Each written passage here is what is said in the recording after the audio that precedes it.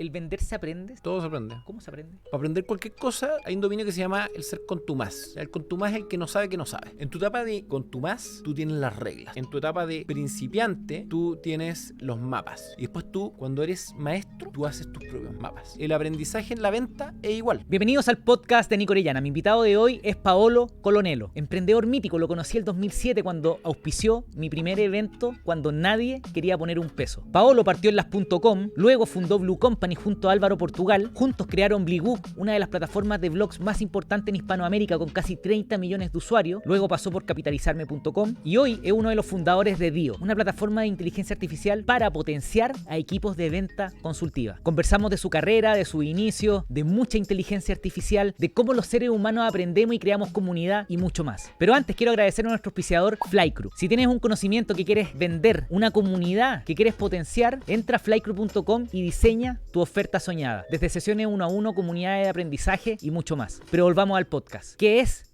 Dio? Dio es un asistente artificial de equipos de venta. Dio hace todo el trabajo duro y sucio que los equipos de venta no quieren hacer para que los vendedores se dediquen a lo que tienen que hacer, que es estar de cara al cliente y vender. De hecho, por eso el mantra de Dio es Let them sell. Y que es importante porque los equipos de venta el vendedor es un personaje que si lo metía a hacer cosas aburridas como que muere. Rellenar el CRM, Sí, pues. como que se empiezan a trabar, como que ellos lo que quieren es estar ahí frente a un cliente. O sea, solamente. el vendedor es puro cuerpo, es puro estado de ánimo, es pura estar con el cliente. Y ahí es donde está un buen vendedor. Un buen vendedor escucha al cliente, entiende al cliente, articula al cliente, pero toda la pega dura, por así llamarlo de alguna forma, reagendar las reuniones, redactar los correos, redactar las minutas, los compromisos o los tasks que quedan después de la reunión, hacer el seguimiento de eso, no es la pega donde brillan los vendedores, es un mal necesario. Y ahí es donde nace Dio, que es un asistente artificial. Nosotros decimos que es el Alfred de Batman, que te tiene el batimóvil listo y con benzina para poder tú salir a luchar contra el crimen. Me gusta, el Alfred.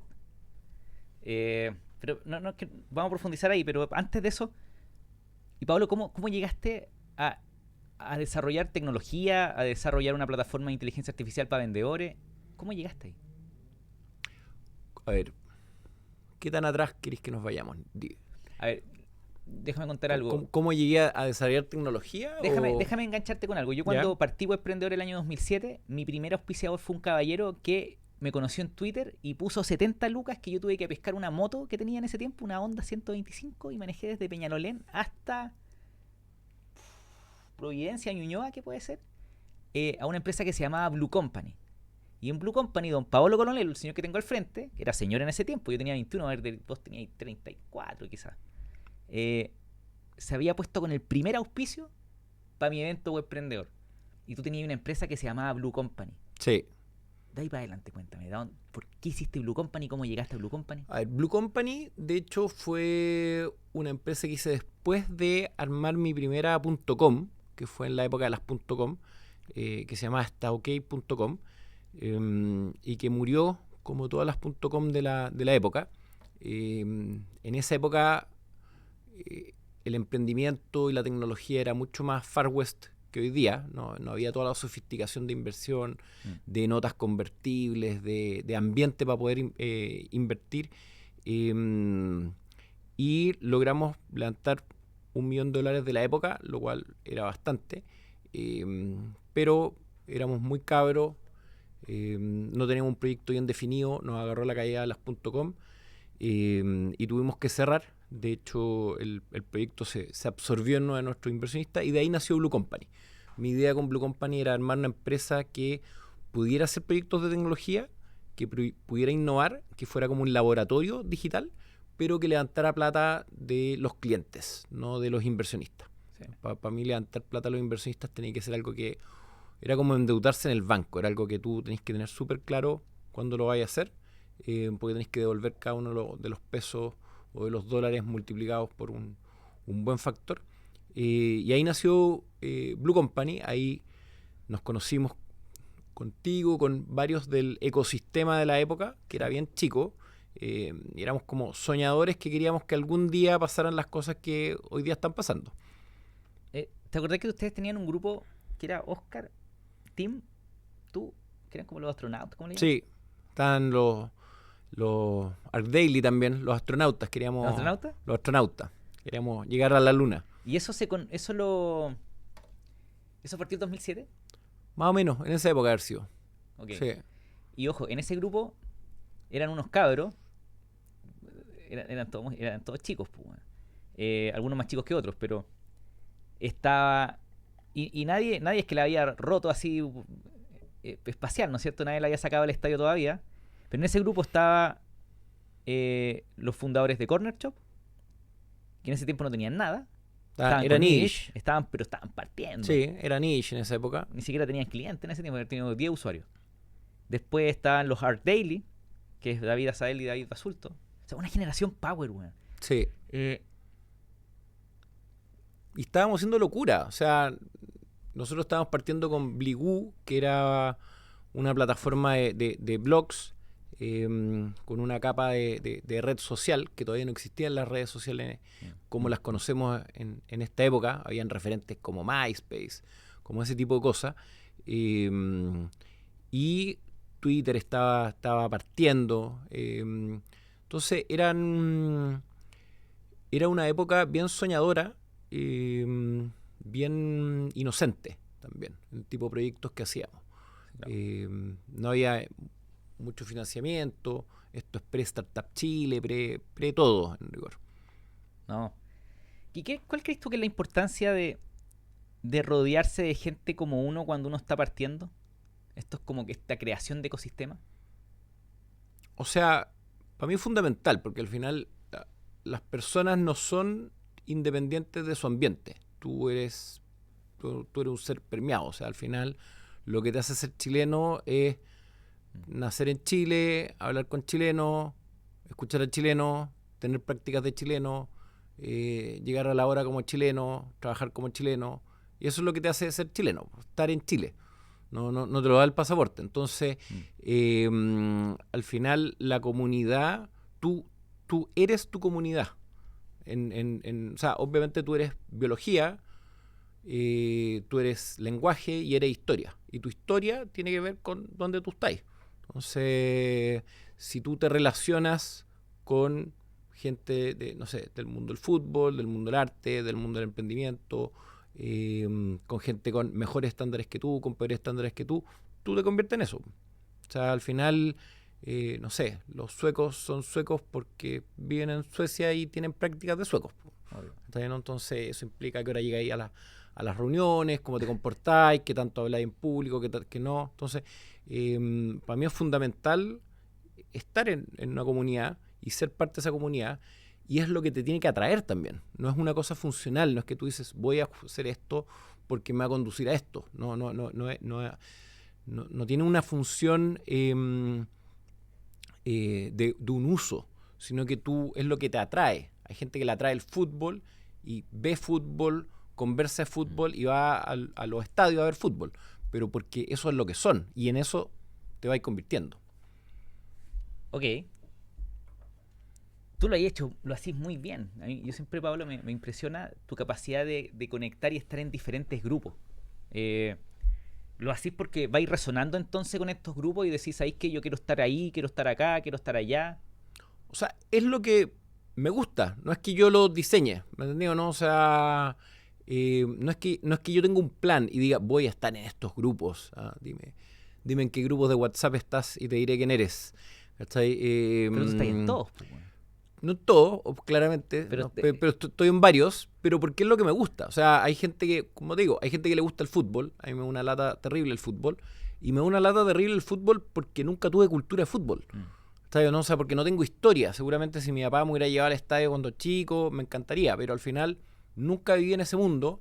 A mí me llamó mucho la atención la tecnología desde chico, que es un factor que tú veis muy recurrente en mucha gente que está metida en el mundo de la tecnología y del emprendimiento le gusta, es como un cliché, le llegó un computador cuando chico, empezó a jugar, después empezó a programar y te empezó a producir ciertas emociones ese mundo, y esas emociones son las que tú vas buscando. Entonces, por eso te metí en una conversación, admiráis ciertas cosas, te leís ciertos libros, pero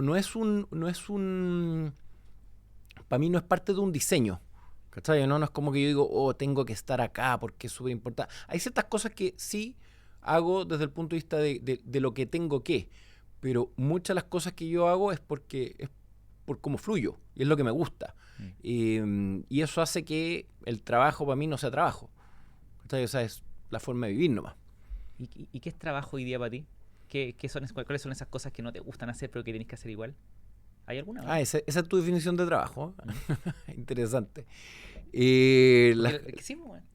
Claro, pero para mí trabajo tiene que ver con cómo tú agregáis valor, te guste o no te guste hacer. Pero las cosas que tengo que hacer igual, hay mucho que tiene que ver con exposición, con exposición física a ciertas conversaciones.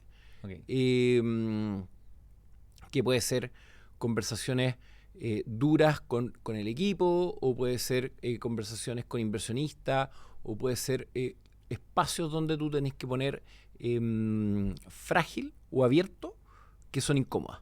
Claro. Esa yo te diría que es la parte más difícil del trabajo. Okay. No es llenar el formulario 29 de impuesto interno, ninguna de esas cosas que yo creo que se hacen igual. Pero si tú me decís, oye, ¿cuál es la parte de más fricción? Son ese tipo de exposiciones donde aparecís tú y ese tipo de cosas te puede sí, genera costar. Y cuando la startup, claro, tú estás en una etapa de Dio bien entretenida, porque estás en el momento como de la expectativa, de crear, de vender el sueño, ¿no es cierto? Y esa etapa, el emprendedor es re soñador, pues a muchos emprendedores nos encanta empezar. Después se empieza a poner más, cuando entras en la operación se pone más complicado, porque empiezan a surgir problemas. O sea, todo es complicado. O sea, todo, yo creo que tú podéis ver todo como vaso lleno o vaso vacío, porque al principio no tenéis nada. Entonces sí. Al final tú querís tener o querías estar en un lugar que no estáis. No tengo nada, no tengo ni siquiera inversión de nada. Oye, me encantaría tener esto, ya consigo esto. No tengo ni un MVP, tengo que tener tengo un Figma, por decirte algo, tengo un dibujo de lo que quiero hacer, pero no tengo lo que tengo. Ya después tengo un prototipo, no tengo usuario. Entonces, siempre hay un juego de carencia de no tener, y ese juego de carencia creo que emocionalmente hay que aprender a vivir la etapa en la cual estáis y disfrutar. O sea, es como si estáis soltero, disfrutar estar soltero; si estáis emparejado, disfrutar estar emparejado, pero no al revés, como que estáis soltero y queréis estar emparejado, y estáis emparejado y queréis estar soltero. Entonces, creo que el emprendimiento tiene distintas etapas con distintos valores y costos.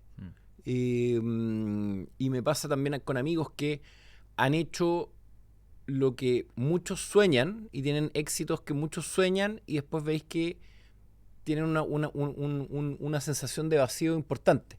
Entonces al final siempre la sensación de plenitud no te la van a dar la etapa en que estáis, ¿cachai? ¿No? Sino que te la da tú mismo en tu interpretación de lo que estáis viviendo. Total.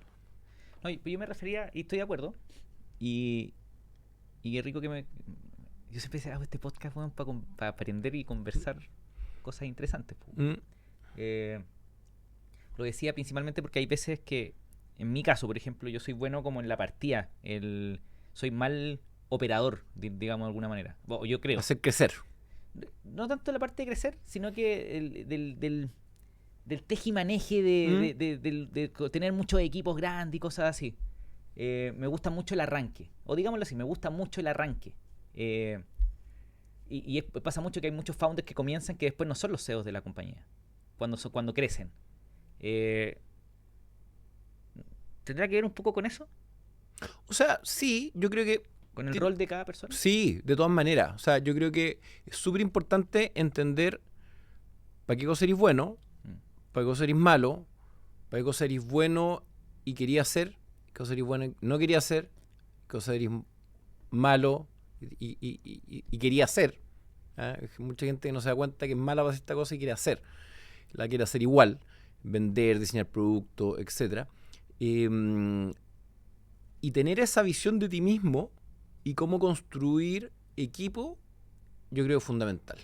Porque al final tú construyes un equipo donde tú eres un player, donde tú tienes una responsabilidad y tú eres un órgano dentro de un cuerpo más grande.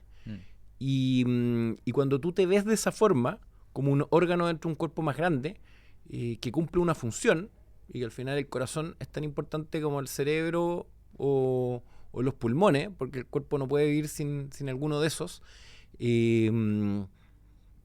tú aprendí a jugar bien. Y tú decís, ¿sabes qué? Acá brillo, y acá es donde me tengo que quedar, y acá es donde brilla esta otra persona, y se convierte en una orquesta, donde yo creo que las compañías son orquestas, y tienen cierta vibración, o son como un equipo de un deporte, que están todos coordinados con cada uno de sus roles, y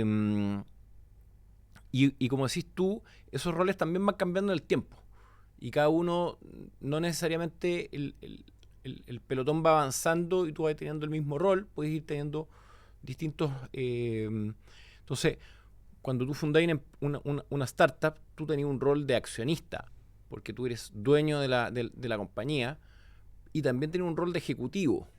Lo que tu valor a nivel de capital está en tus acciones, y tu rol de ejecutivo es que tus acciones suban.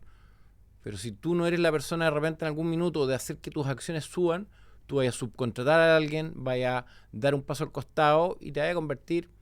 O sea, lo que tú no tenés que hacer es que tu rol de accionista en tu compañía salga. O sea, y como ejecutivo podéis tener 40 roles dentro de tu compañía. No, ok. Lo que queremos es que siga creciendo la torta y que tú como ejecutivo no seas un límite para eso. Claro. Ser inteligente para decir... Tú eres un recurso para que la compañía pase. Y ese recurso puede dejar de pasar. Tu foco tiene que ver que la compañía pase. Ese es tu objetivo.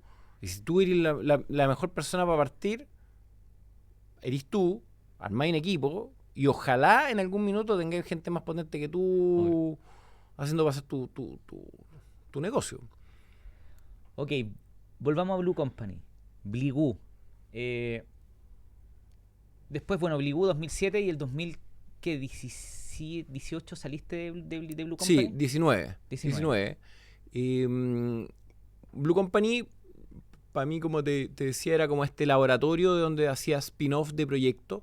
El más importante fue Bligoo. Llegamos a tener 30 millones de usuarios a nivel latinoamericano. Y bueno, pues llegó Facebook, se comió todo el mercado. Tenía un modelo de negocio basado en publicidad, que yo creo que ese fue nuestro gran error. Y al tiempo me di cuenta que ya no quería seguir en Blue Company. Le vendí mi parte a mi ex socio y mi intención era irme a viajar por el mundo el 2020. Ahí llegó el COVID.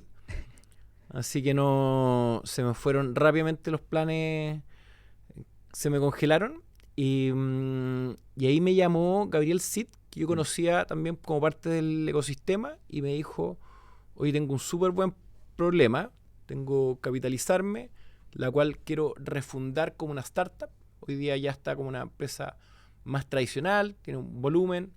En esa época vendía $90 millones en activo inmobiliario. Para inversión, o sea, capitalizarme vende departamentos, terrenos, bodegas para gente que quiera comprarlos para inversión. Y me invitó como co-founder a reestructurar, capitalizarme como una startup y hacerla crecer. Y ahí estuve 2 años y medio hasta finales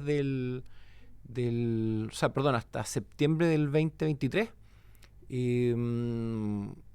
Cuando me di cuenta que había un problema dentro de capitalizarme, que tenía que ver con la venta consultiva, que es como opera la compañía, que había una posibilidad de armar una empresa que se hiciera cargo de este problema en capitalizarme y en infinitas empresas más, dado el momento histórico que estábamos con la tecnología, con la inteligencia artificial y con distintos otros factores, y de ahí me salí a armar Dio, que es lo que estoy haciendo ahora.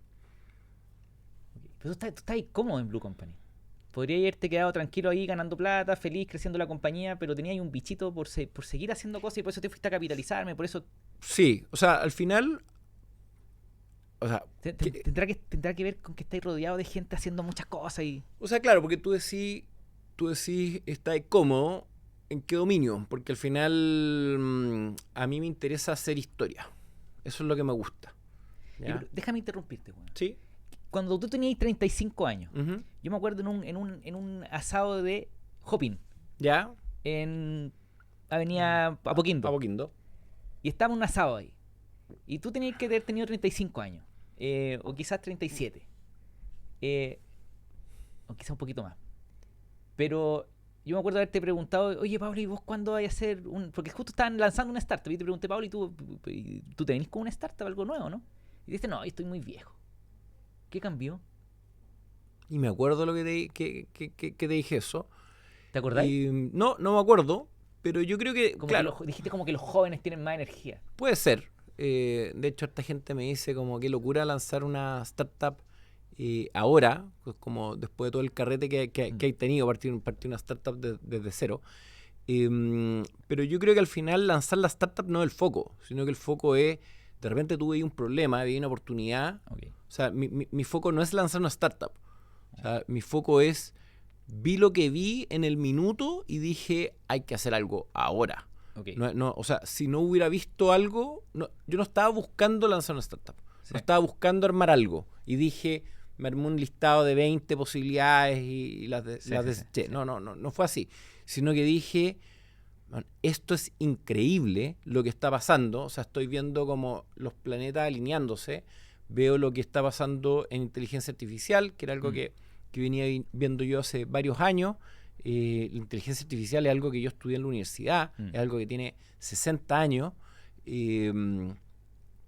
pero desde el 2017, cuando Google lanza este paper, All You Need Is Attention, de los Transformers, que básicamente permite unir muchos puntos de lo que estaba pasando en la inteligencia artificial, se pegó un salto muy, muy radical, que me llevó a mí el año pasado a ver lo que estaba pasando ahí, más los problemas concretos que estaba viendo yo en capitalizarme en otras empresas, que dije, ¿sabes que acá hay que hacer esto? O sea, la oportunidad es demasiado grande. Entonces, no es que yo estaba buscando hacer una startup, sino que se me chocó de una forma en que no pude no hacerlo. Ok. Ya. ¿Tú cachai que hay un perfil de cabros que quieren hacer la startup, po? Y que tienen la lista de 20 ideas, ¿no es cierto? Claro. En Silicon Valley se ve mucho. Cabros que llegan a Silicon Valley y como que su objetivo es como convertirse en founder. Y algunos la logran, po. Los fundadores de Airbnb, ellos querían hacer una startup y buscar. Tú eres medio artista entonces, po. Sí, definitivamente. Tú vas resonando con lo que no lo estáis buscando. Claro, o sea, de hecho, no es que yo quiero ser director de cine y busco la película, sino que Sí. me apareció la película y dije, tengo que hacerla. Y eso me hizo ser director de cine. Te recomiendo un libro. El acto creativo. ¿Lo leíste? No. El acto creativo de Rick Rubin. Te va a gustar mucho. O sea, conozco a Rick Rubin, pero... Es su libro. Lo sacó hace como 6 meses. Perfecto. Y habla de cómo todo lo que está ahí es muy natural para ti. Habla de que las ideas, por ejemplo, muchas veces... ¿Te ha pasado que se te ocurre una idea, weón, no la así, y que, no sé, todos tus amigos aparecen y aparece toda la idea? Y tú decís, wow, yo tuve la misma idea. Sí. ¿No es cierto? Que Obvio. Rick Rubin dice, la idea cuando aparece como en el espacio. Y el que tenga la antena mejor parada, la agarra. Pero la idea se va a hacer contigo o sin ti. Sí, definitivamente. Yo lo que veo es que hay operado toda tu vida más o menos en esa línea. Sí, porque, a ver, eso es lo que me mueve. Porque al final la pregunta es, tú tenés que levantar en la mañana a hacer algo. y tenés que hacer un montón de cosas, como decís tú, que querías hacer y un montón de cosas que no querías hacer. Y al final lo que tú querías hacer tiene que ver con lo que te motiva. ¿Cuál es tu foco? ¿Cachai? Y que de hecho es algo de por qué yo pienso que la inteligencia artificial no va a tomar conciencia y no nos va a conquistar, en el sentido que tradicionalmente se ve. Yo sí veo varias amenazas, pero no las Skynet kind of amenaza, porque al final la inteligencia artificial lo que no tiene es amígdala, ¿cachai? O sea, fight or fly, deseo de que tu familia le vaya bien, ¿cachai? O sea, alta autoestima o baja autoestima para que tus pares te reconozcan, ¿cachai? O sea, todas las cosas que al final hacen que la gente haga lo que quiere hacer. Entonces, a mí me mueve mucho la curiosidad, me mueve mucho la sorpresa, que son elementos súper, como decís tú, creativos. O sea, a mí me maravilla cuando veo algo que se me ocurre y que alguien después lo ocupa y yo digo, oye, pero esto no existía y ahora está. Y está porque lo inventamos nosotros, porque lo construimos, y al final la gente anda preocupada de esto, Por ejemplo, cuando nosotros partimos Bligoo, que era una plataforma para hacer blogs, redes sociales y sitios web, se armó una comunidad de gente que hacía sitios en Bligoo y que ganaba plata haciendo sitios en Bligoo. Y a mí me maravillaba eso, de que al final tú construyes un espacio donde gente hace su negocio, le va bien, le va mal, se preocupa por un mundo que tú construiste. Entonces esa construcción de mundo para mí es muy motivadora. Me llama mucho la atención y es como creativa, como no estaba y ahora está. Y es el tipo de cosas que me hacen a mí levantarme en la mañana, que no es quiero ganar plata, quiero el McLaren, ¿cachai? Me encanta, por eso me caí bien, weón. Porque Gracias, Nico. Yo vivía en Silicon Valley, y en Silicon Valley es todo lo contrario, pues, weón. O sea, quizás el que vive en Silicon Valley va a decir, oye, Nico, no todos, pues, pero es muy transaccional estar en Silicon Valley. Ahora, yo estuve hace como 10 años, weón, o más, pero me acuerdo que yo iba a eventos y la gente te preguntaba qué hacía. Y si no le interesaba lo que yo hacía, te decían, ni siquiera se despedían, se iban, ¿no? Era como muy transaccional. Y de repente, inteligencia artificial. Perfecto. ¿Qué más así? Esto. ¿Levantaste plata? No. Next. Todo muy transaccional, weón. Bueno, los gringos son bien así, que es cierta cultura. México es una cultura completamente distinta. Yo creo que los mexicanos nos pueden ver a nosotros como tú estás viendo a los gringos, ¿cachai? ¿No? O sea, básicamente las culturas son como los acentos. Todo el mundo cree que no tiene que habla sin acento. Es como tu amigo el loco de Liguria. ¿Cómo se llama? Chicali. Que habla lo vi en una entrevista de él que hablaba mucho de la cultura de cortar el pan, del pebre, que llegue un montón de pan antes de que empiece la comida, ¿no es cierto? Y que la gente lo parte y empieza a echarse cositas y a conversar. Eso es muy chileno, ¿no? Sí, po. Okay. Definitivamente. Hablemos un poquito de inteligencia artificial. Para alguien que nunca... Porque inteligencia artificial suena mucho, que te va a dejar sin trabajo, que vaya a perder todo lo que tenéis por la inteligencia artificial. Hasta tu casa, weón. Y quizás a tu hijo, weón. ¿Qué es la inteligencia artificial? Para alguien que lo está escuchando mucho pero no entiende todavía. Es como cuando escuchaban cripto, blockchain y no entendían nada. ¿Qué es inteligencia artificial? La inteligencia artificial es estadística.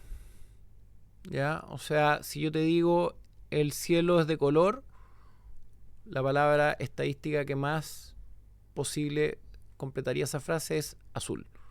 ¿Ya? Y esa estadística tiene que ver, y te estoy hablando acá de la inteligencia artificial generativa, que es la inteligencia artificial que está haciendo más ruido últimamente. Entonces, la inteligencia artificial es matemática, la inteligencia artificial es algoritmia, y es principalmente estadística. Es una forma de simplificarlo mucho para alguien que no entiende lo que es inteligencia artificial pueda entender. Al final lo que la inteligencia artificial hace es se entrena, por una parte, que es básicamente, imagínate leer todo Wikipedia, todo Internet, leer los subtítulos de todos los videos que hay en YouTube, de todos los blogs del mundo. Básicamente tú tomas todo eso y ves la relación estadística entre todas esas palabras. Y si tú complejizas mucho más eso, llegas a cosas que parecen magia como ChatGPT o Gemini o Cloud o ese tipo de herramientas. O Dalí o Midjourney, que parecen realmente magia. El otro día me creé una cuenta por este estudio. Uh-huh. Tenemos un dominio para que funcione este estudio. Y creé una cuenta de Google Workspace. O Sí. Workspace. Que antes era Google Suite, Google Apps, no sé cómo se llama ahora.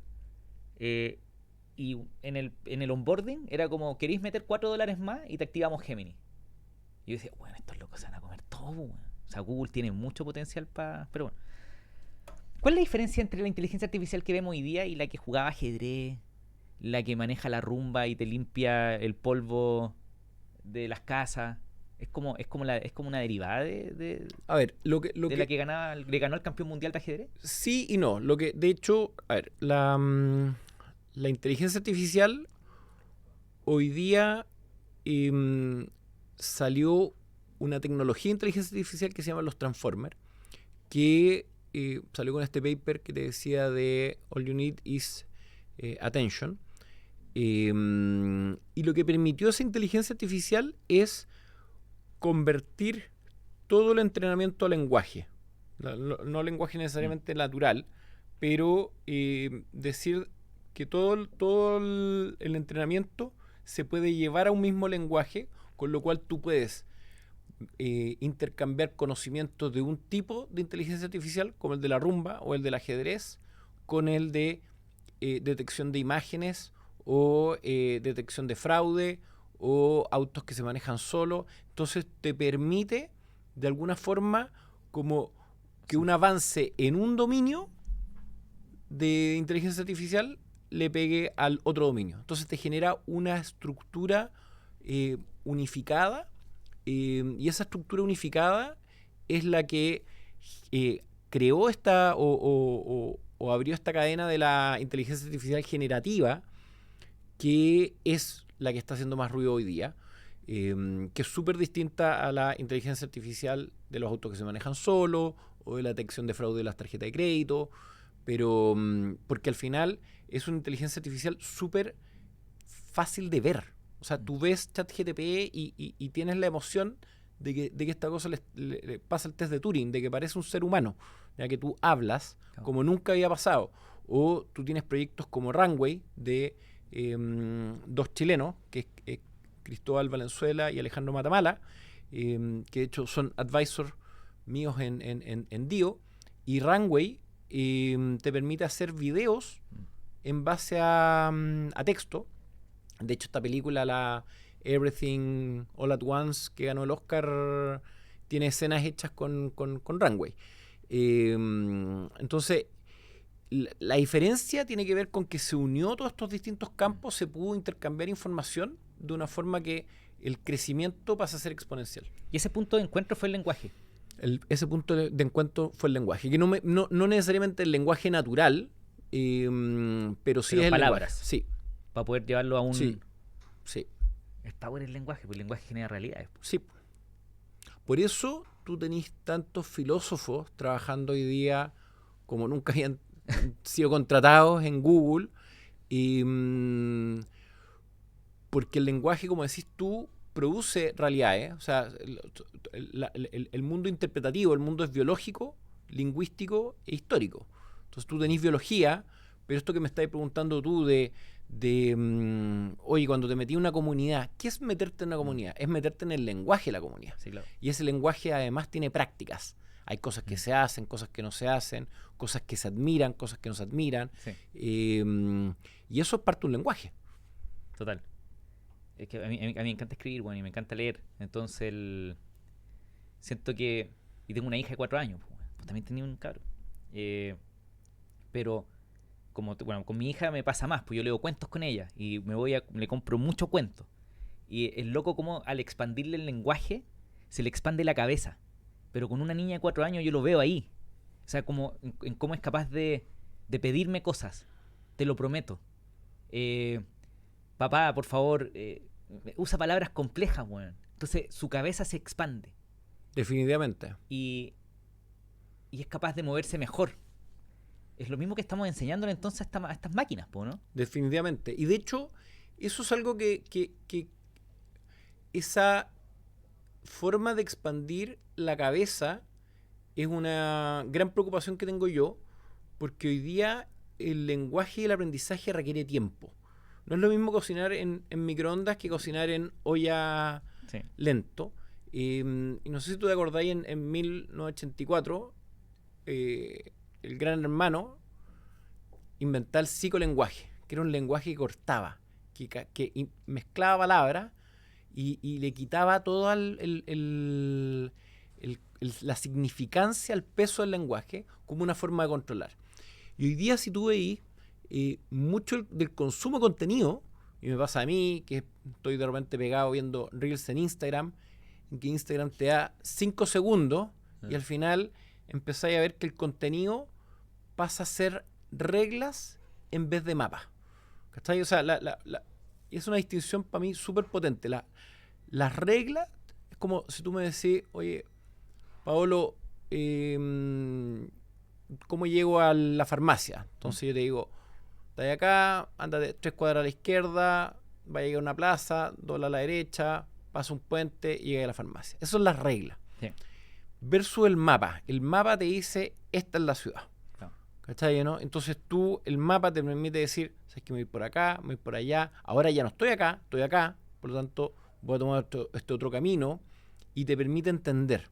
Entonces, hoy día, si tú veís, hay mucho conocimiento en formato de regla. Release early, release often. Si no estáis avergonzado de tu producto cuando lo lanzaste, estáis mal. Todos son como reglas mesiánicas, ¿cachai? Como bajadas de las tablas de no sé quién. Y que es muy probable que le hayan funcionado a esa persona en ese minuto. Y el problema no es la regla, es entender cuál es el mapa donde vivía esa regla. ¿Por qué? ¿Cachai, no? Entonces, como no... A mí me pasó una vez, me acuerdo que estaba pescando con un grupo de amigos en unas cabañas. Y yo agarro el tacho de metal, como típico como tazón, pero de metal, y lo meto al microondas. Y uno de mis amigos me dice, ¿pero cómo voy a meter un...? Y yo le digo, ¿por qué? ¿Por qué no se meten las cosas de metal al microondas? Que es la regla. Y yo prendo el microondas y no pasa nada. Y mi amigo me queda mirando. Y digo, no, po. Si no se meten las cosas al microondas cuando tienen puntas. Porque la punta es la que te genera el problema del estallido eléctrico. Entonces, si tú no entendí por qué no se meten las cosas de metal al microondas, ¿cachai? Ese ejemplo a lo mismo. Pero en otro minuto puede que te importe y sea de valor saber por qué haces las cosas de una forma y por qué haces las cosas de otra forma. Entonces, hoy día creo que vivimos ejecutando un montón de reglas sin entender por qué las ejecutamos. Y creo que lo que estás diciendo tú de tu hija, de que se le expande la cabeza, lo más importante es, para mí, que acabo de ser papá, es justamente no darle reglas. O sea, es muy probable que cuando el chico sí le hay reglas, pero que entienda el porqué de la regla, que entienda el fundamento y entienda cuándo hay que romper la regla o cuándo hay que reinventarla, pues si no seguís esclavo de tu historia. Esto se hace de cierta forma, ¿cachai? No, ya no hay que hacerlo de esa forma.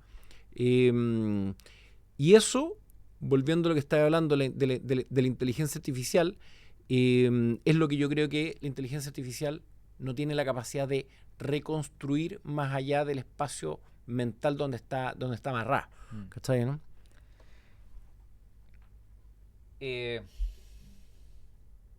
¿Tenís buen mapa en tu cabeza para bailar ideas, weón? No sé, puede ser. Lo sé. No sé, digo. No sé, no.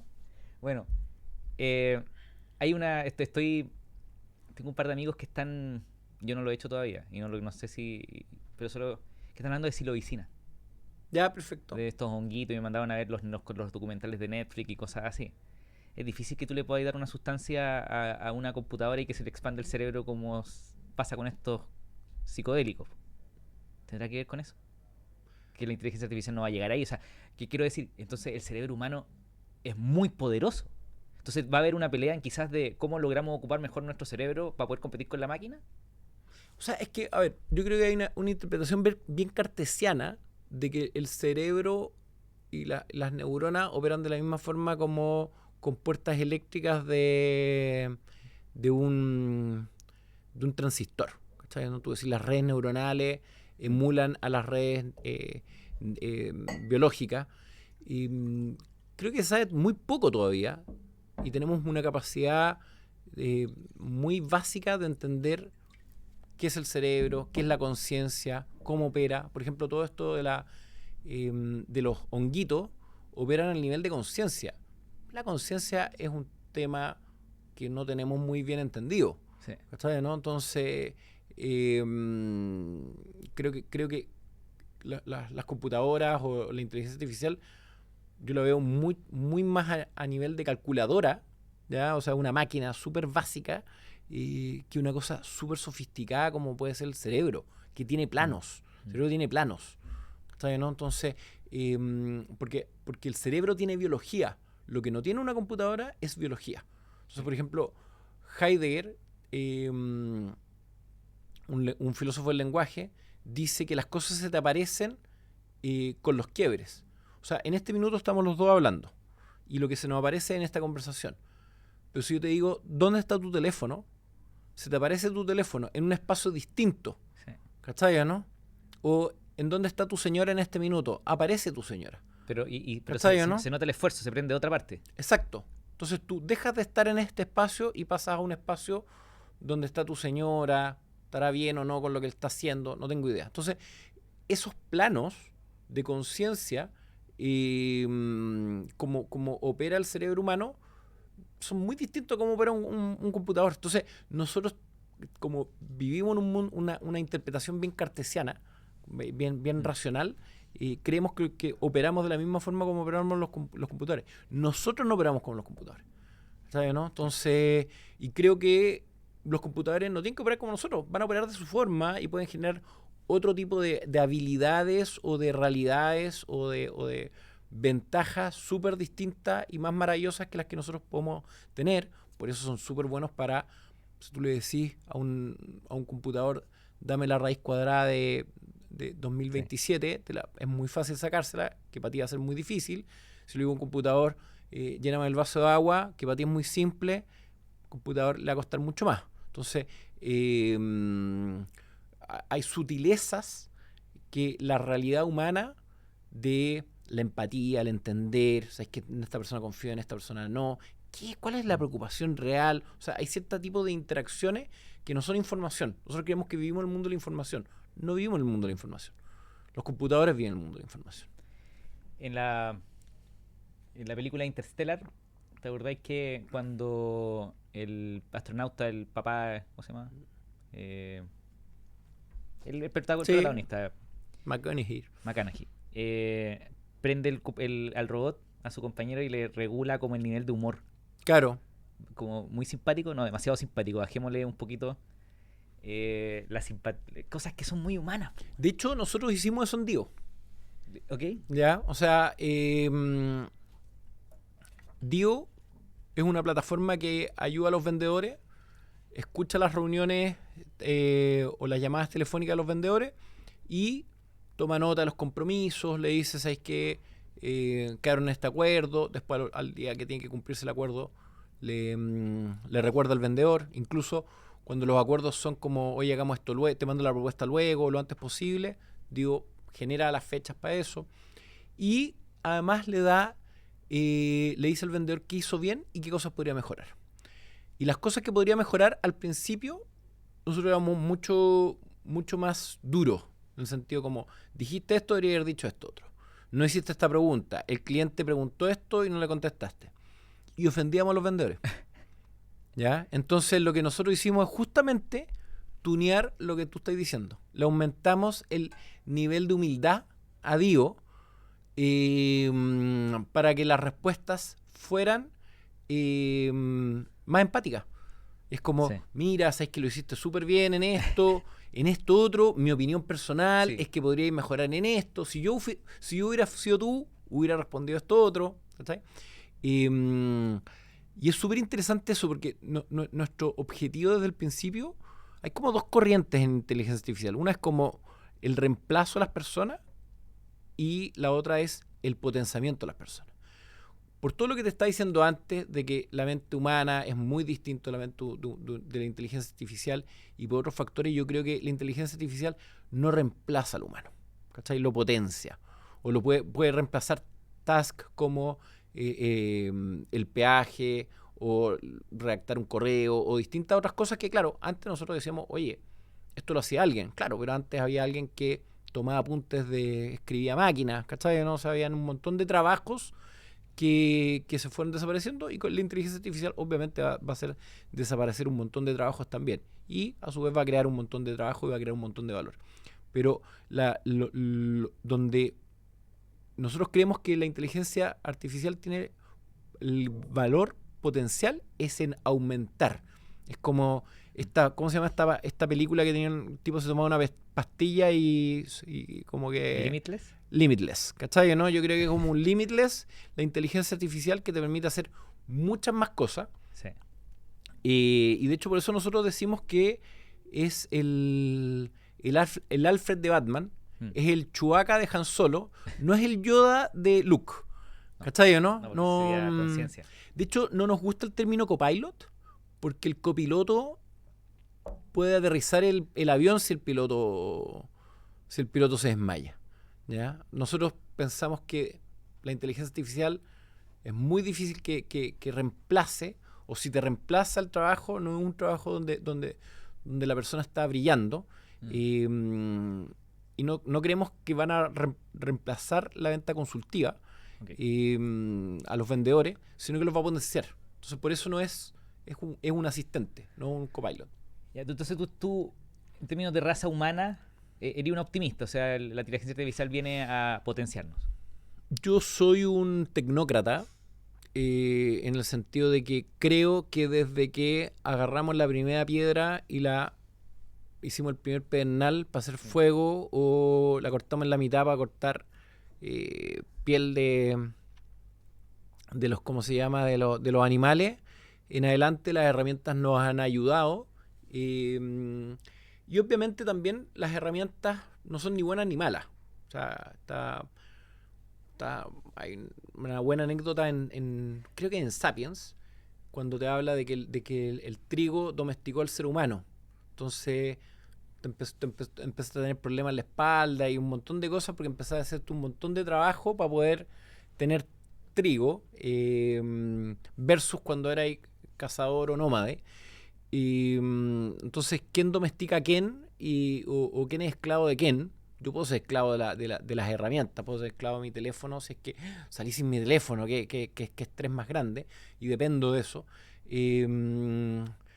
Pero creo que esos son prácticas y estados de ánimo de cada uno, de cómo no somos esclavos de la tecnología, pero sí creo que la tecnología no es ni buena ni mala, pero como confío en lo humano, digo, la voy a usar para mejorar. Obviamente, también es milagroso que no nos hayamos ya muerto con la invención de la energía nuclear.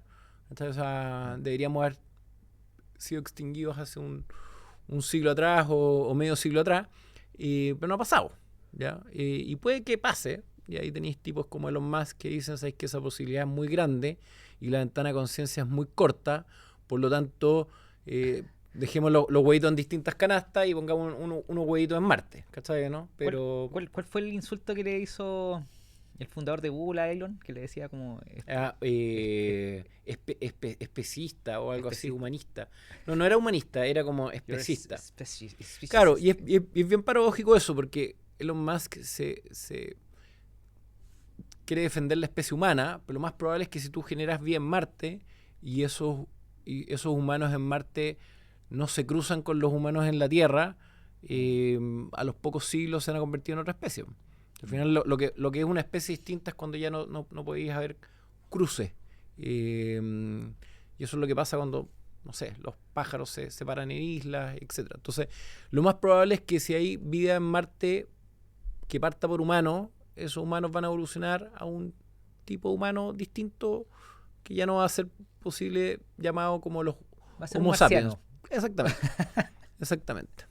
Maravilloso. Oye, vámonos un poquito a venta. Ya. Son 10.25. ¿Hasta qué hora te puedo tener? 11. Ya. Hablemos de venta. Saliendo un poquito de inteligencia artificial, tú les estás con Dio creando herramientas para potenciar a vendedores, ¿no es Ujú. cierto? Especialmente en venta consultiva. Ujú.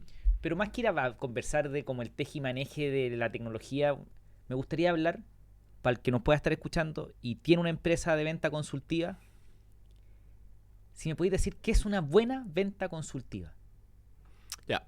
O Deja- y qué es una venta consultiva. Ya, partamos por eso. Partamos por qué es la venta consultiva. La venta consultiva es una venta en que requieres una persona que articule las necesidades de un cliente. Entonces llega un cliente con un problema, ¿ya? O sea, necesito resolver un problema.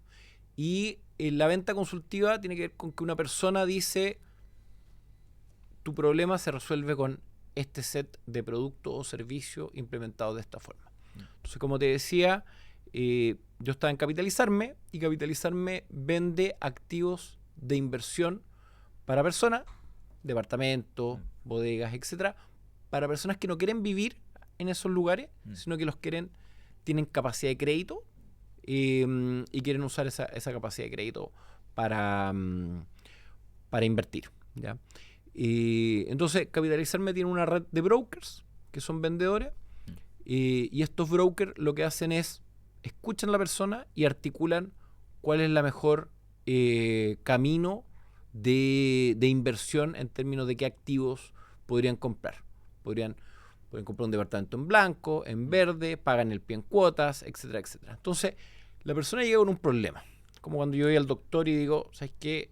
Me duele la garganta. O tengo un lunar acá. Y el doctor ve, te consulta, tú vas a la consulta del doctor, Sí. y el doctor te dice, hazte estos exámenes, cambia estas cosas en tu vida, tómate estos remedios, hazte estos procedimientos, etcétera. Y esa es la consulta del doctor. Entonces, la venta consultiva hace eso.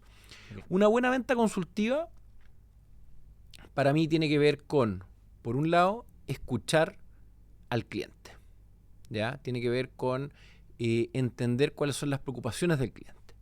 Por otro lado, tiene que ver con eh, generar capital simbólico con el cliente, ¿ya? O sea, ¿qué quiere decir eso? El cliente me tiene que creer, porque yo le voy a hacer una consulta, le voy a decir, el camino que tú tienes que seguir es este.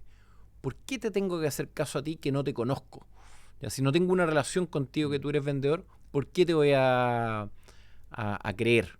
¿Ya? Y eso tiene que ver con la organización que está detrás mío, con mi forma de escuchar al cliente, de hacerle las preguntas, de cuidarlo. O sea, al final tengo que construir una relación para construir confianza.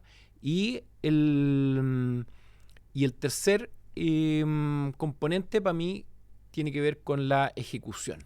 Al final la venta es una promesa, ¿ya? O sea, al final yo te digo, tú vienes con un problema y yo te digo, si tú haces esto, tu resultado va a ser este otro, ¿ya? O sea, si tú vienes con un lunar y yo te digo, si te echas esta crema, se te va a desaparecer el lunar. O tú vienes con una necesidad de invertir y yo te digo, si te compras este departamento, tú... ¿ya? Entonces, al final la venta es una promesa, ¿ya? Y la ejecución recurrente y estable y fiel de esas promesas es lo que te da un capital simbólico con lo cual la gente cree en ti y permite comprarte. Obviamente es muy difícil eso cuando no has hecho nunca nada, porque al final es un capital que tienes que construir. Total. Pero esos para mí son los elementos centrales de una venta consultiva. Y déjame ir a la parte de crear confianza. Imagínate que llega a ti te está pasando ahora, po. Y el capital simbólico. ¿Cómo construir capital simbólico cuando estáis partiendo, cuando no tenéis nada? ¿Tenéis que trabajar en construir ese capital primero antes de ir a vender? Sí, porque al final el capital simbólico se construye cumpliendo recurrentemente compromisos. Okay. ¿Ya? Esa es la forma de construir capital simbólico. Entonces yo digo, esta persona, yo sé qué esperar de esta persona. Para bien, para mal.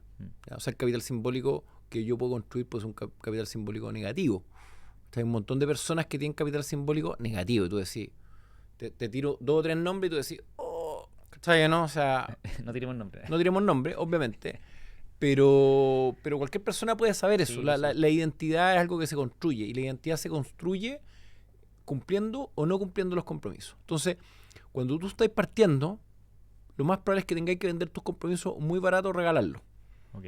¿Ya? Entonces, por eso te vais de alumno en práctica, te vas a hacer una práctica a un trabajo y no te pagan nada. Pero tú decís, oye, ¿cómo no me están pagando nada? Sí te están pagando, porque estás construyendo tu capital. Te están abriendo el espacio para que tú podáis construir un capital simbólico. ¿Ya? Entonces, al principio, tú no tenés nada y tenés que ponerte a lavar el auto o lo que sea gratis para que la segunda vez te paguen lucas por lavar el auto y así. Ok. Entonces, si un emprendedor está empezando, lo primero probablemente es que los primeros clientes quizás van a entrar más baratos. Quizás van a entrar para poder construir un testimonio, para poder, lo que tú decís, como cumplir un compromiso para que al siguiente vaya avanzando, ¿o no? Exacto. O sea, por eso, si tú tenías una plataforma o lo que nosotros hicimos con Dio es elegimos a 5 o 6 empresas que conocíamos y les ofrecíamos un periodo de beta gratuito que a nosotros nos permitía aprender con ellos y a ellos les permitía aprender, ver si querían usar la plataforma. Eso fue maravilloso porque tenía a Book, a WebDocs. A WebDocs, a Nubox, a Capitalizarme, a Health Atom. Ok. Health Atom. Dani Guajardo. Dentalink. Dani un crack, weón. Ya, pero aquí tú ocupaste tu capital simbólico. Claro. Capital simbólico para poder llamar a estas empresas, a estos founders, estos emprendedores que tú le dijiste, oye, Dani, por ejemplo, estoy haciendo una cuestión de inteligencia artificial, me encantaría probarla con tu equipo, ¿te parece? Sí. De hecho, no llegamos por el Dani. Okay. De hecho, el Dani me lo encontré después en un minuto y le dije, oye, ¿sabes que estamos haciendo algo con tus vendedores? Con tu equipo, exacto. En el caso de Health Atom llegamos por mi socio. Tengo mi socio Nicolás Quipreos, que también tiene mucha experiencia en el mundo de emprendimiento. Nico vendió Bitrack, que es un SaaS de logística en plena la pandemia, y quedó amarrado ahí hasta noviembre del año pasado, que es cuando empezamos a ya formalmente armar Dio. Y Nico conocía a nuestra contraparte en Health Atom. Pero ahí está el capital simbólico de Nico. Obvio, okay. Sí. Ok. Entonces, para el cabro que está empezando 23 años, 25 años, 22 años, cumplan sus compromisos. Claro, la pregunta es, ¿qué oferta podía hacer? Esa es la primera. Ok. ¿Ya? O sea, entonces, ¿qué oferta tú podías hacer? Que puede ser o un software, o voy a trabajar de asistente tuyo, o voy a... lo que sea. Okay. O sea, desde, como te digo, alumno en práctica gratuito o asistente. Quiero estar cerca. Quiero estar en las conversaciones quiero estar donde se está inventando el mundo. ¿Por qué nosotros, por ejemplo, sumamos a los Runway como advisor? ¿Por qué estos tipos están donde se está inventando el mundo? Ellos se están leyendo los papers antes que se escriban. ¿No? Entonces tú tenés que estar leyendo los papers antes que se escriban. ¿Y dónde yo me expongo? ¿Qué oferta puedo hacer para eso? Que yo te llevo el café en tus reuniones. Yo te tomo nota en tus reuniones. Obvio. ¿Cachai? ¿No? Lo que sea. Tú haces una oferta. Sí. ¿Cachai? ¿No? Y tu oferta tiene que ser lo suficientemente buena. O sea, lo que tú entregas versus lo que tú pides para que te la acepten. Claro. Eso es lo primero al principio. Yo creo que yo vengo de una generación más cerca del garage. Okay. ¿Cachai? ¿No? O sea, y la generación del garage es una generación en que tu mesa abre una puerta con caballete, y no es la generación de los derechos. Hoy día tenemos una visión mucho más de derechos en términos de dónde está mi buffet de comida, ¿cachai? O sea, tengo mi snack a mano y al final creo que hoy día es mucho más difícil justamente por eso, porque al final hay un ambiente más estructurado, más pesado. O sea, creo que hay menos práctica de hacer lo que yo te estoy diciendo. Sí, total. ¿Cachai? ¿No? O sea, yo me juntaba con gente que decía, oye, ¿sabes qué? Quiero ser tu asistente. ¿Cachai? No sé, te digo el café. O sea, y me metía en conversaciones y tenía las patas. Entonces, hoy día creo que con muchos jóvenes que he hablado es como, oye, pero me van a pasar a llevar, qué poco digno, cuánto valgo yo, ¿cachai? Como tuve una conversación como del derecho que los mata. Porque al final el tipo que realmente toma esas acciones, se mete, hace una oferta maravillosa para el otro, termina estando en ciertas conversaciones, construyendo el capital simbólico de alguien que cumple sus compromisos. Y eso es al final lo que te permite armar empresa o lo que sea. Total. Entender en dónde yo puedo hacer compromisos recurrentes en el tiempo. Sí. Yo contaba esto y Dani Dacaret lo contó en el podcast hace como un año, pero el Dani Dacaret hizo eso, pues, en vez de ir él era ingeniero comercial de la Chile, se podría haber ido a trabajar al Banco de Chile como gerente, como todos sus compañeros que él cuenta, pero él se fue a trabajar a como un Papa John's, una tienda de conveniencia, no recuerdo el nombre, creo que fue Papa John's, no, bueno. Y le dijo al dueño, oye, yo quiero trabajar contigo. Y él le dijo, ok, perfecto, empezáis mañana. Y bueno, ¿de qué? De cajero, en una tienda. Y le pasó las llaves de la tienda, anda a abrirlas, en Providencia, no sé. Y él llegaba a la tienda a las 7 de la mañana, ella estaba ingeniero comercial titulado. Y él abriendo el portón de la reja, subiéndola ahí en la tienda. Y me decía el Dani, bueno, así se aprende, bueno.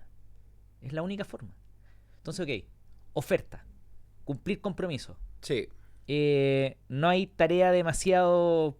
Olvídate de tu ego. Olvídate de tu ego. Olvídate de tu ego. Ok. No te ofendas. No te ofendas. Ya lograste construir un capital simbólico, partiste tu empresa, empezaste un par de pilotos con empresas que te prueban tu servicio. ¿Cómo salí entonces de esta etapa de pilotos, de esta etapa de testimonios, de prueba, a empezar a escalar? Porque, no sé, pues pasáis de 0 a 5 clientes, ahora, ¿cómo pasáis de 5 a 100 clientes? A ver, por una parte nosotros definimos como nuestro mercado estratégico Chile y México. Tanto Nico como yo y el equipo tenemos más capital simbólico en Chile que en México. ¿Ya? O sea, Chile es un país chico, está a 2 grados de separación de cualquier persona, o sea, es el panguipulli del mundo Chile. Entonces, todos se conocen, sobre todo en este ambiente de tecnología, emprendimiento. Sí.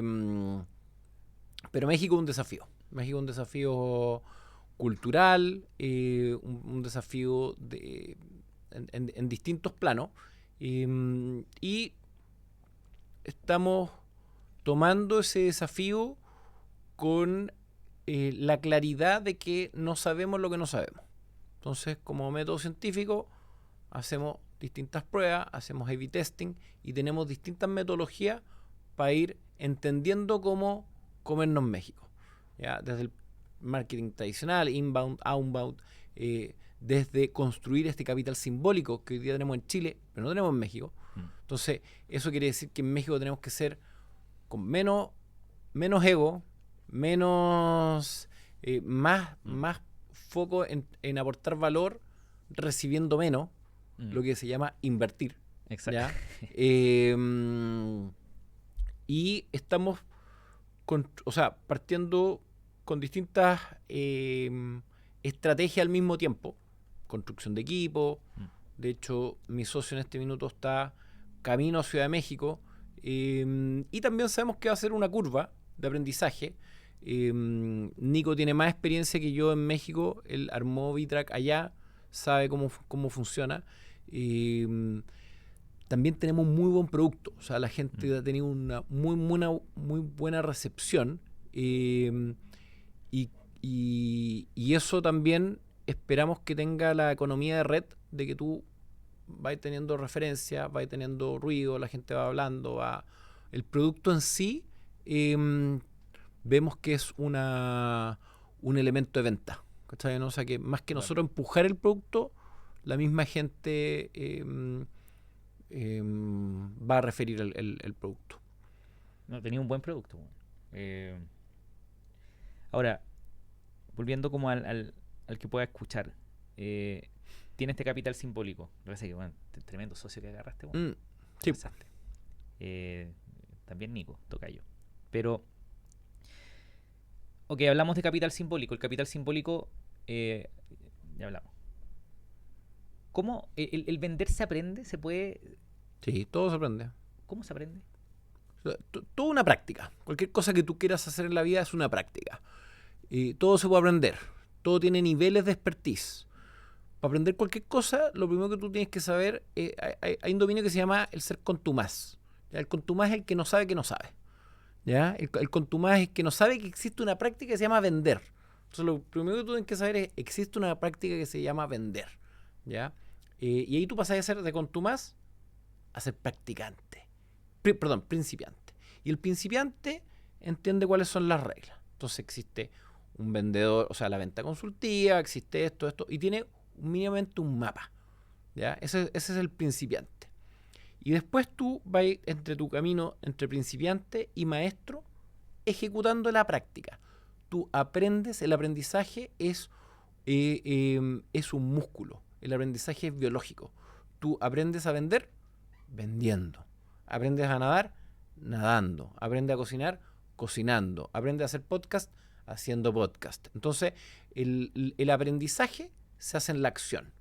¿Ya? En tu etapa de principiante, tú tienes, ¿cómo se llama? Los mapas. En tu etapa de ¿cómo se llama? De contumaz, tú tienes las reglas. ¿Cachai? ¿No? Oye, hay ciertas cosas.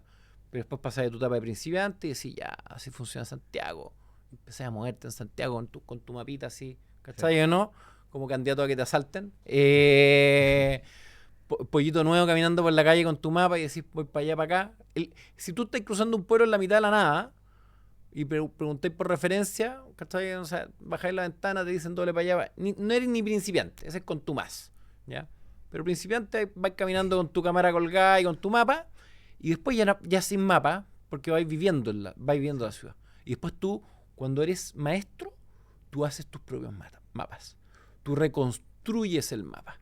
Y armas un mapa de, no sé, de bares en Santiago. ¿Cachai? Publicas un libro de bares en Santiago. Nadie conoce la ciudad como tú. ¿Cachai? ¿No? Y es porque eres maestro. Entonces, el aprendizaje en la venta es igual. ¿Cachai? Primero partís como con tu más diciendo, hay una cosa que se llama vender. Hay una disciplina que se llama vender. Tiene reglas, seguí algunos TikTokers, ¿cachai o no? Seguí a algunas redes sociales y más o menos empezáis con una etapa muy básica. Después tú decís, voy a ser principiante. Ya pasáis al YouTube, pasáis al libro, ¿cachai o no?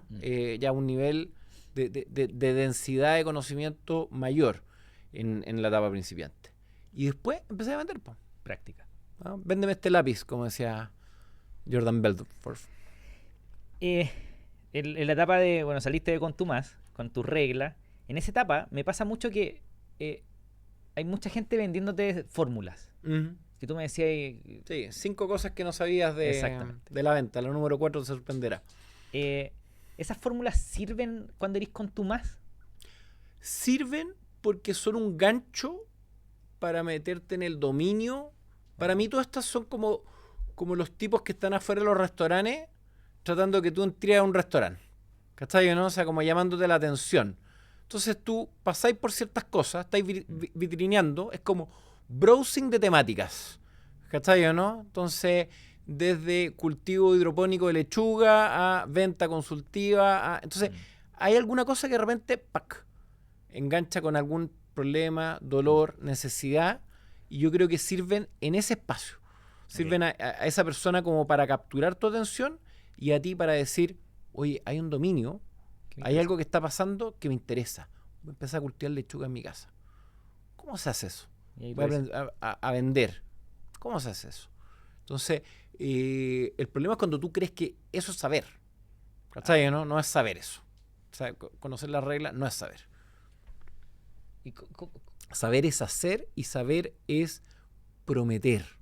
¿Cachai? ¿No? O sea, es... ok, hazte una promesa. Po. Claro. Hazte una promesa. Claro, esa está buena. O sea, si yo puedo cumplir una promesa, o sea, yo puedo prometer algo y puedo cumplir esa promesa, tengo un capital simbólico. Total. ¿Cachai? ¿No? Entonces, si yo aprendo a nadar o aprendo a cultivar lechugas en mi casa y digo, ¿sabes qué?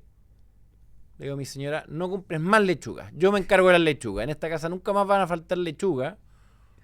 ¿Cachai? Porque yo me voy a encargar de cultivar las lechugas. Si yo cumplo esa promesa, mi señora en algún minuto va a decir, sí, Sí. cumplió la promesa de las lechugas. Él sabe de las lechugas. Y seguramente ella le va a decir a la amiga, al amigo, Mi marido. mi marido, nadie sabe lechugas como él, porque las mejores lechugas están en mi casa siempre. Quizás no es la promesa que quería hacer, pero es el ejemplo No, que maravilloso. te quede claro. Tú tenías un capital simbólico, bueno, tu señora te creería totalmente, bueno. No sé, No no que- sé, tengo que preguntarle a ella. ¿Y una mesa? ¿Ah? Una mesa sí. Te hago, Sí, yo po. la mesa la hago yo. Sí, pues, la mesa te la puedo hacer yo. ¿Con qué estándar? Si cae, no. Yo creo en ti, bueno. Yo creo que tú se, podrías se, ir. se mueve o no se mueve la mesa, ¿cachai? ¿No? Esta está buena, ¿no? Sí, esta está buena. Esta la hice yo. No la muevas, Nico. Oye, yo sí creo en ti, weón. Qué bueno, Yo Nico. creo que si quisieras hacer lechuga, haría una hermosa lechuga, Es weón. muy probable. O si Con plantara lo, con lo obsesivo que soy, es muy probable que lo harías muy bien. que me enfocaría en la mejor lechuga del mundo. Tú dijiste eso, obsesión. En el aprendizaje, ¿qué papel juega la obsesión? Para mí es muy importante. ¿Qué es la ¿Por obsesión qué? entonces? ¿Por qué es importante la obsesión para mí? Porque en el aprendizaje. Porque el aprendizaje cansa.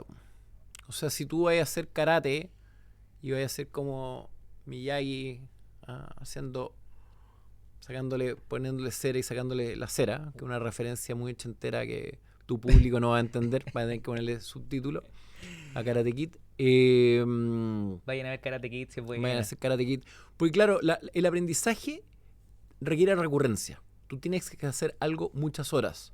Como decía Michael Gladwell en su libro Cliché, de que tenés que hacer 10.000 horas, que está muy cuestionado, pero da lo mismo cuánto tenés que hacer. Tenés que hacer. Ese es tipping point, ¿no? Y no es tipping point. Creo que se llama el 10.000 horas. Ok. No sé cómo se llama, pero no es tipping point. Pero si tú... aprender algo requiere hacerlo muchas veces. Si tú no estás obsesionado, te va a costar. Tú andas en bicicleta. Te gusta andar en bicicleta. Es un pendiente que yo tengo, el deporte. Yo necesito generarme la obsesión, porque un dominio que me importa es el dominio del cuerpo. ¿Cachai? ¿No? El hardware. Y hacerte cargo del dominio del hardware requiere muchas horas de hacer ejercicio de forma recurrente, que si tú no cultivas la obsesión, no lo haces. Entonces, por eso son buenos me voy a preparar para dar carrera, voy a romper mi marca. Todo eso son excusas y juegos que al final permiten que esté el rodillo tantas horas, que hagáis la vuelta tantas horas. Entonces, si no tenéis la obsesión, y la obsesión es un cuento, ¿cachai? No, y voy a ir para allá y voy a hacer esa narrativa, ¿cachai? ¿No? Si no tenías esa narrativa que te obsesiona y te seduce a ti mismo y te vendes a ti mismo, es súper difícil. Por ejemplo, yo estudié ingeniería, pero no me gustaba estudiar ingeniería. Pero la única forma de ser ingeniero que encontré era estudiar ingeniería. ¿Cachai? ¿No? Entonces, y yo que en mi época quería ser ingeniero. Hoy día quizá me lo cuestionaría, pero en mi época era como, quiero ser ingeniero, por lo tanto, una vez que sea ingeniero, a veces voy a poder hacer tales cosas, geoinformática. Entonces, eso me hizo tener la obsesión para poder transformar la plaza, ecuaciones diferenciales, un montón de cosas que tuve que hacer muy recurrentemente y muchas veces para aprender, para poder hacer los ramos. ¿Te has topado con gente que no tener ninguna obsesión existe? Ahí estáis topado con gente así, a mí me pasa, que Nico no sé qué hacer, estoy perdido. ¿Cómo se encuentra esa obsesión para el que no Bueno, la si alguien tiene? te pregunta, Nico, no sé qué hacer, estoy perdido, está obsesionado con encontrar una obsesión. Porque si no estaría tranquilo. Solo preguntárselo y ya estar... Claro.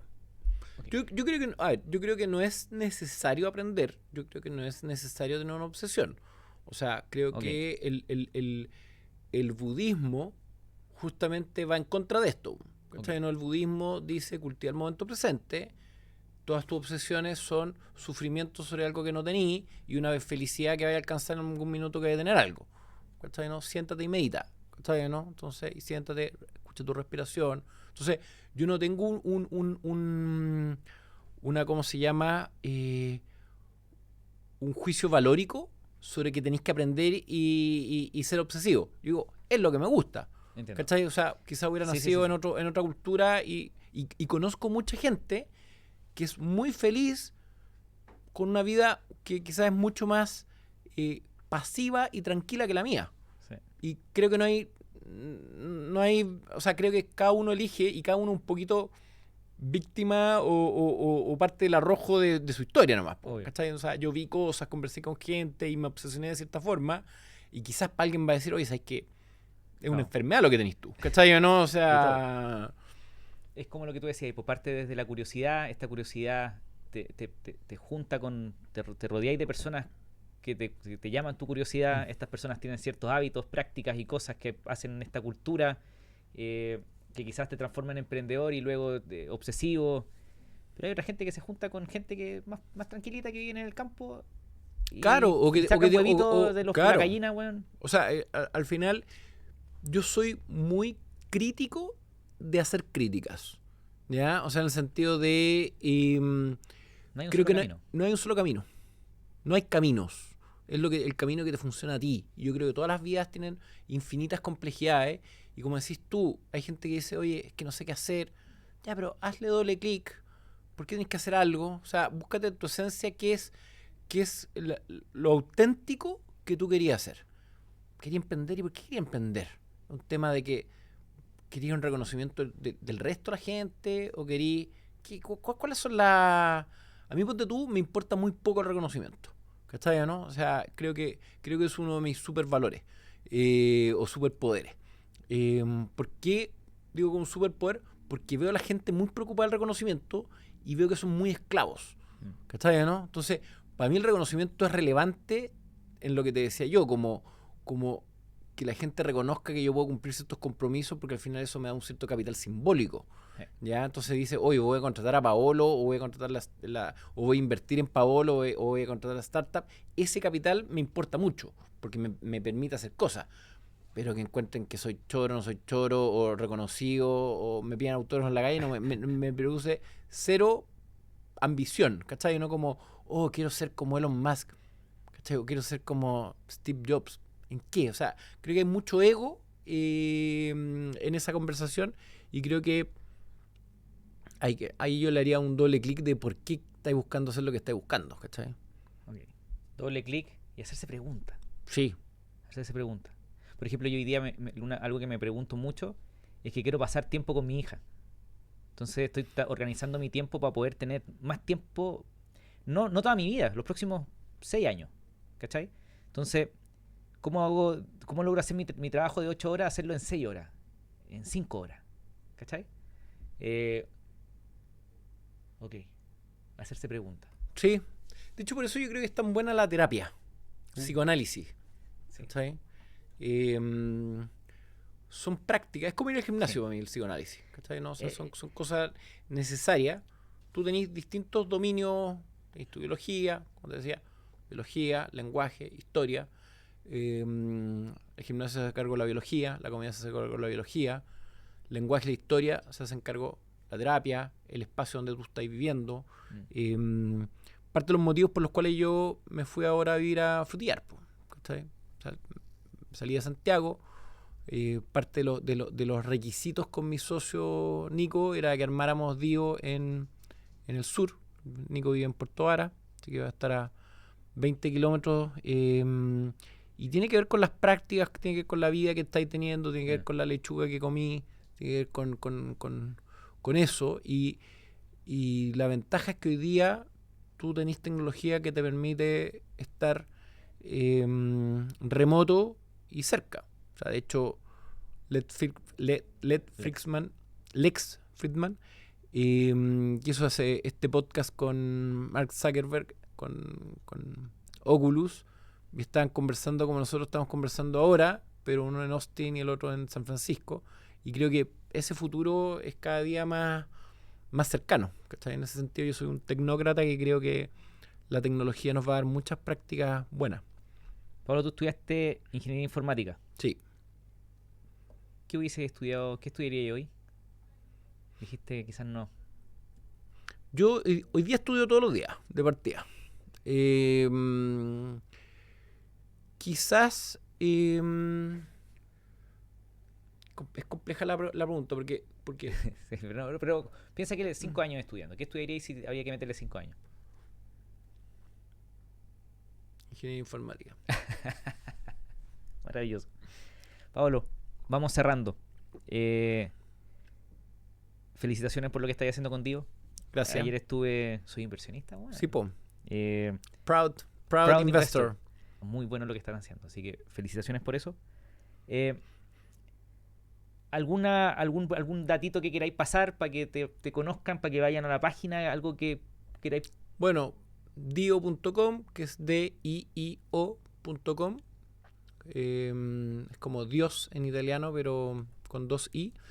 Y yo creo que ahí vamos a tener bastante información. LinkedIn, Twitter, todos los canales tradicionales. Los vamos a dejar en las notas del podcast para que alguien Perfecto. vaya a hacer clic ahí a tus perfiles de redes sociales. Eso. Pablo, muchas gracias por venir a verme. Gracias, Nico. Un placer. Adiós. Si te gustó el episodio, por favor, compártelo en tus redes sociales. Mencióname para compartirlo en las mías. Suscríbete en tu plataforma favorita y déjame comentarios para saber cómo seguir mejorando. Muchas gracias y nos vemos en el próximo episodio del podcast de Nico Orellana. Adiós.